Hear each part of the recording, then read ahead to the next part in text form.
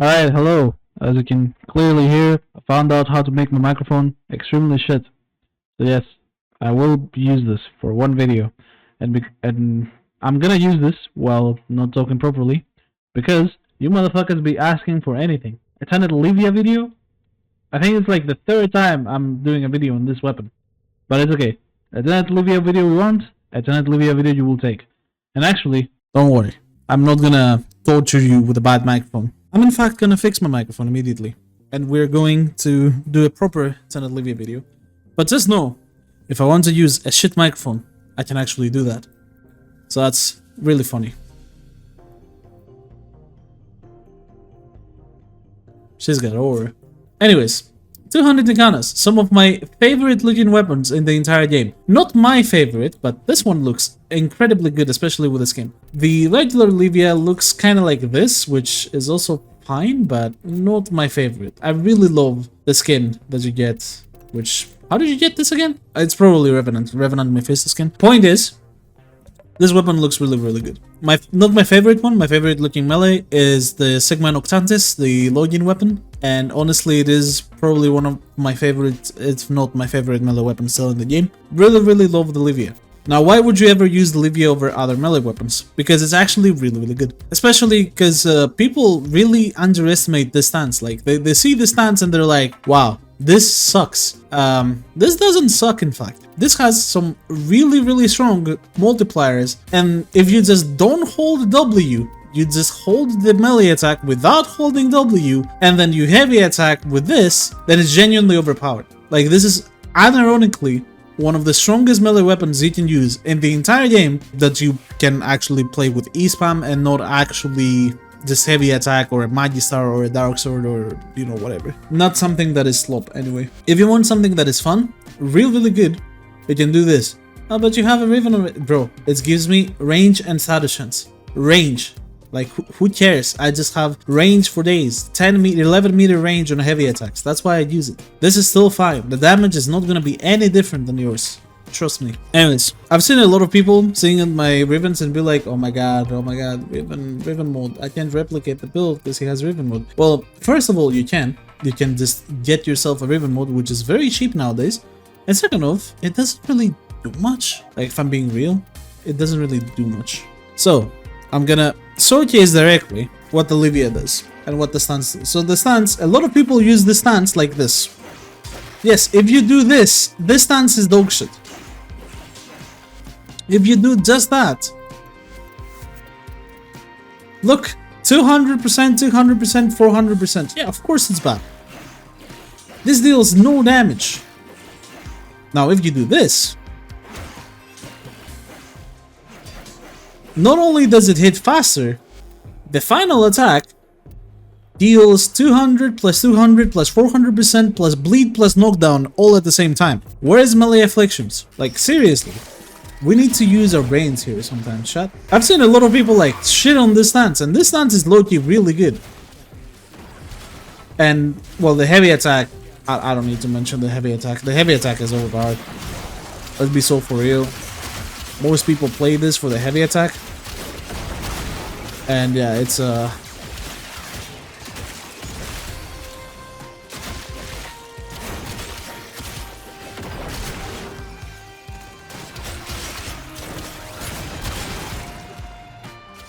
yeah, that's terrible. I don't see why you would ever use something like this. It's unusable, in fact. Anyways, like, it's just guaranteed bleed into knockdown. 1 million damage. Yeah, terrible. And obviously the heavy attack is the main star of the show. The heavy attack is great, but like, a lot of these weapons that people call shit, they just don't know how to use them. Like, legit, there is a skill discrepancy, like skill issue if you want to call it that, to what weapons you can actually use and do damage in. And I can't believe I'm saying this. In a game like Warframe, you need to actually like be skilled and understand what you're doing. And this game is legit so easy. It's so easy that even like, you know how I used to say, oh, or not I used to say, I still say it. You know how I say that you need to make the game harder and everyone was like clowning at me and they're like, oh, I don't want this game to be hard, I just want to run through everything because I come back from work and all I want is just to play Warframe and just run through everyone and just feel powerful. And it was really hard to explain to people that, yeah, you can still do that. But if I want to go to something like level cap, I want to feel some challenge at least, without forcing that challenge into myself by equipping stuff, right? Am I crazy for saying that? Because if you think about it, right, you might say, oh, if you want to do harder stuff, just equip dragon keys or unequip your mods, use no potatoes or whatever. But you don't get the point. The point I'm trying to make is, why would I want to get stronger, max out my gear and everything, if it was for nothing? If the maxed out gear, or like, if basically I am way too strong already with the non-maxed out gear, why would I max my gear? You see what I mean? That's the main issue. But things have been turning around. A lot of people have actually said, we actually need to get nerfed. And I'm so happy to see it. Like, a lot of people have genuinely started saying, like, please, DE, start nerfing us. And I'm so happy to see that. I'm legit so happy to see that. We need to get nerfed in our arsenals. We need our arcanes to be, like, weaker, or our base stats to be weaker. Some abilities to be outright nerfed in the way they work. For example, like, we had this test, right? I'm not even talking about the weapon. I mean, you saw the gameplay. You're still seeing the gameplay. You know what it does. I don't need to talk about this anymore. I'm just gonna do one more mission while talking to you about the game's difficulty, because I think it's more interesting than whatever the Tenet Livia is. Because, I mean, we know this weapon is strong, and if you don't know this weapon is strong, then I think you are just out of luck. This weapon is really strong. And really fun as well. That heavy attack goes crazy.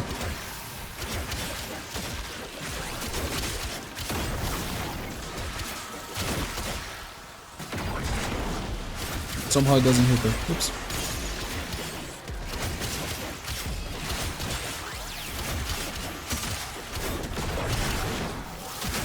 But yeah, what I was saying, right? If you think about it, there are some Warframe abilities that literally deal max health damage. And our weapons, all of them do not do that, except for the Sobek with its augment. And some other exceptions, but mainly, you know, those weapons that have the Soulbreak augment or something equivalent to that, right? So you're not really gonna see people running something else if the game becomes harder. Like, let's say we buff enemies and their health goes to ridiculous amounts, so you actually need to work for the damage you do on those enemies. Well, suddenly weapons that before are really good at killing groups of enemies but don't have good single targets become way less useful, and people have to start using stronger stuff for single target, which is good. However, there are many abilities in this game and many Warframes that just outright insta-kill any enemy they find. And the example I wanted to say is that there is not an exploit or a bug, but there is a mechanic that you can do in Simulacrum, and mainly Simulacrum. There is a way to abuse it in normal gameplay, but this is Simulacrum only thing, and I'll put it up so you guys can see. But basically, if someone has damage decoy on you using friendly fire on Simulacrum, you can make your Warframe, especially with parasitic armor, reach crazy amounts of effective health. And I could reach some effective health to the hundreds of trillions using a Wisp build with parasitic armor by spawning Techrod Baba Eximus, right? Like, you can do that. Now, this is not the problem. The problem I wanted to talk about is that the only things that could kill me on that were the Dark Sword, the Kodamair, and Sevagoth. Nothing else. Well, and Garuda, but yeah, anything that has some percent health scaling, it can actually end up killing me, and anything that doesn't deals literally 3 damage to me. Like, damage cap, if you had a weapon that dealt damage cap, the highest damage we saw out of other weapons was 11 damage. So yes, if we were to nerf things on this game, we would have to change how some abilities work, like Sevagoth's Rip and Soul combo.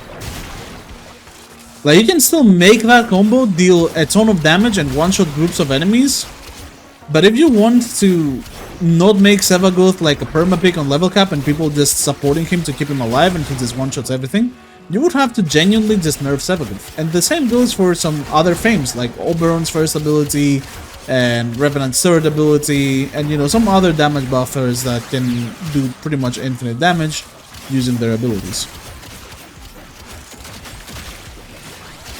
Same for Garuda one. Like, there is a lot of abilities that take from enemy maximum health, and those would obviously need to be nerfed quite significantly to match the change if you were to make the game more difficult. And the same would go for characters with infinite health, like Revenant, for example. Revenant and Rhino would need to get nerfed. Arcane Persistence would need to be changed.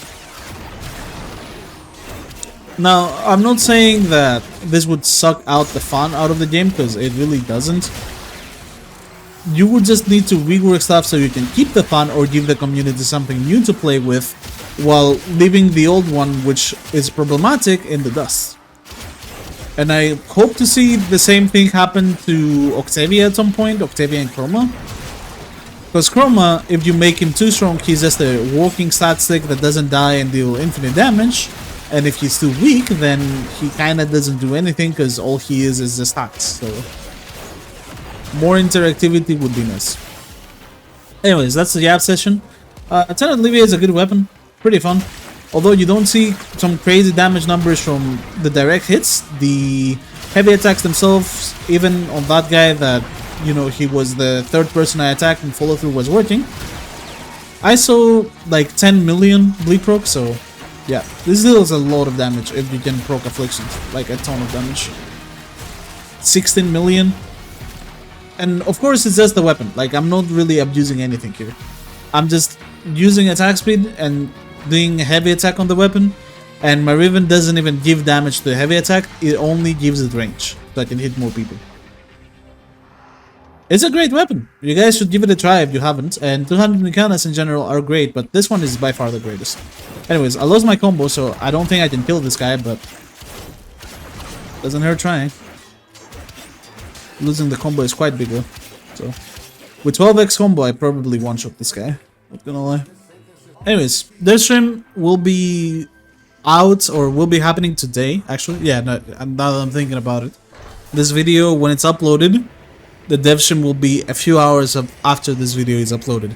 And hopefully, on that dev stream, we see discussion about the game's difficulty. We see the new incarnates that I made a video about the past few days. And we also see some new stuff, maybe? Like, I don't know, we have no idea what the update's about.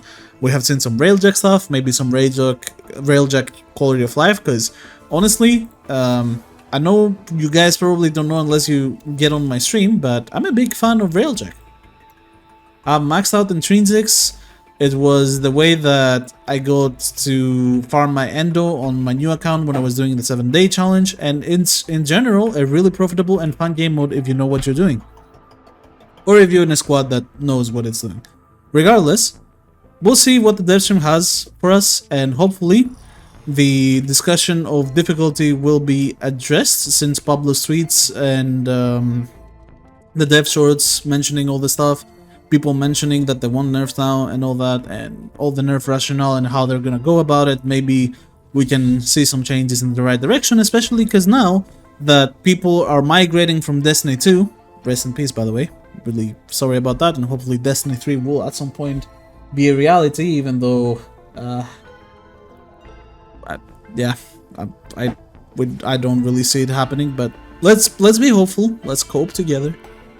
But aside from that, people that play Destiny 2, one of the most fun things to do in Destiny 2 are all the late game stuff that the game provides you, like the raids. And something like that on Warframe is not present. And the player that comes from Destiny, when they get to Warframe and they realize that, oh, I reached Steelpath and I now have beat one mission on Steelpath, every other mission on Steelpath feels the same as this mission, and I suddenly have kind of nothing to do. Like, that's a big thing that I think Warframe could address by reworking, first of all, how Steelpath scales, so that if you do one mission on Stealth Path, you can't actually do every mission very effortlessly.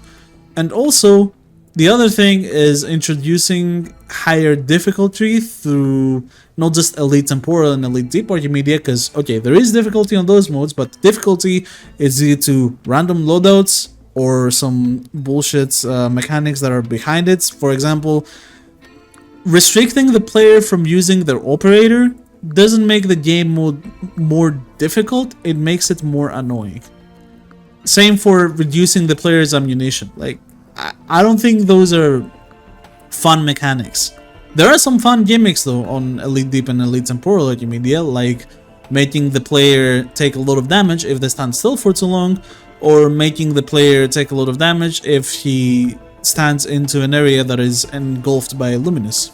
Like, those are mechanics that the player can work around and make them fun, but there are some other issues in my opinion about Elite Deep and Elite Temporal Media that make the game modes not as fun and challenging as we would have hoped to. But they are definitely a step in the right direction. Also, a lot of people might mention, oh, but we have like the Apex bosses, and the Apex bosses have like a big issue in my opinion. They don't really have a purpose of you beating them. Like, sure, you get something for your account that showcases, oh, I beat them. Like, you get a glyph for mag if you beat the Apex tank and all that, but at the same time, if you really think about it, there is no real reason to ever do this. Like, you have no incentive to get strong and actually do the hard bosses for any reason whatsoever, other than to do a quote-unquote challenging thing that is also extremely cheesable on some cases. In my opinion, something should happen now that we have the migration from people coming from Destiny 2 and all that, and overall, hopefully, we might see the addressing it and actually talking about it. And even if they talk about it and say, like, we're not gonna do anything about it, like, we're not gonna nerf them, that's still fine. Like, just let us know if anything's gonna happen, and that should be good enough. Thank you very much for watching another video of mine, and I'll see you on the next one.